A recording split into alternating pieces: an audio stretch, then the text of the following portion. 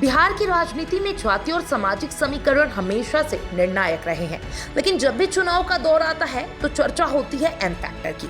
और आप भी सोच रहे होंगे आखिरकार ये एम फैक्टर क्या है, तो चलिए आपको मैं बताती हूँ कि ये एम फैक्टर क्या है।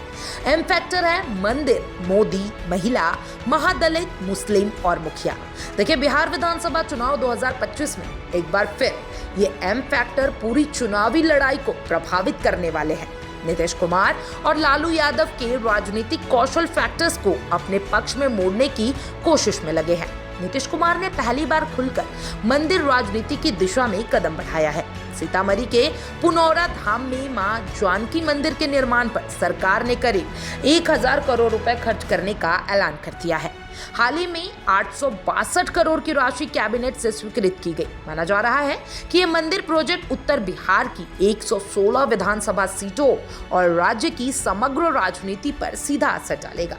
यह रणनीति भाजपा के मंदिर एजेंडे के समांतर है और नीतीश इस मुद्दे को अपनी धर्मनिरपेक्ष छवि के साथ संतुलित करने की कोशिश कर रहे हैं। प्रधानमंत्री नरेंद्र मोदी आज भी सबसे लोकप्रिय नेता बने हुए हैं। 2025 में अब तक उनके 5 से अधिक बिहार दौरे हो चुके हैं।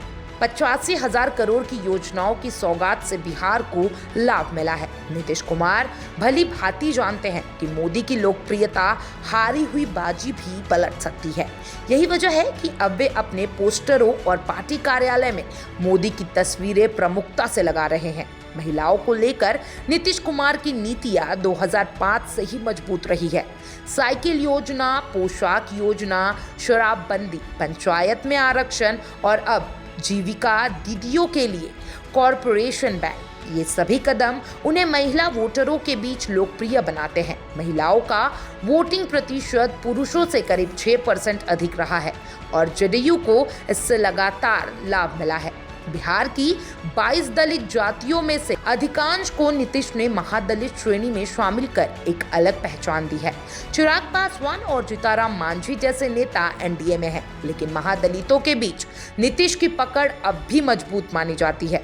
टोला सेवक जैसे कार्यक्रमों के माध्यम से उन्होंने इस वर्ग में गहराई तक अपनी पैठ बनाई है। लालू यादव का MY यानी कि मुस्लिम यादव समीकरण दशकों पुराना है। मुस्लिम नेता जैसे अब्दुल बारी सिद्दीकी और शहाबुद्दीन हमेशा से आरजेडी का चेहरा रहे हैं। हालांकि वक्फ अधिनियम और बीजेपी से गठजोड़ के कारण मुस्लिम वर्ग में नीतीश के खिलाफ नाराजगी है।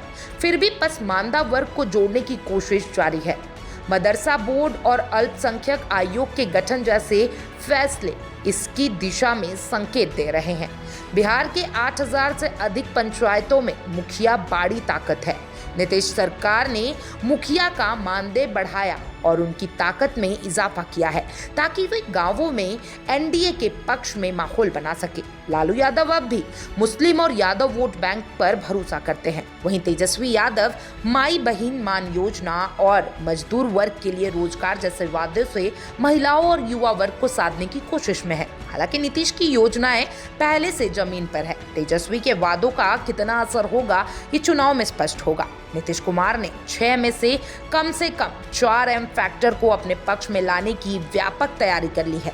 मंदिर, मोदी, महिला और महादलित। वहीं लालू और तेजस्वी यादव मुस्लिम, महिला और मजदूर फैक्टर पर केंद्रित है।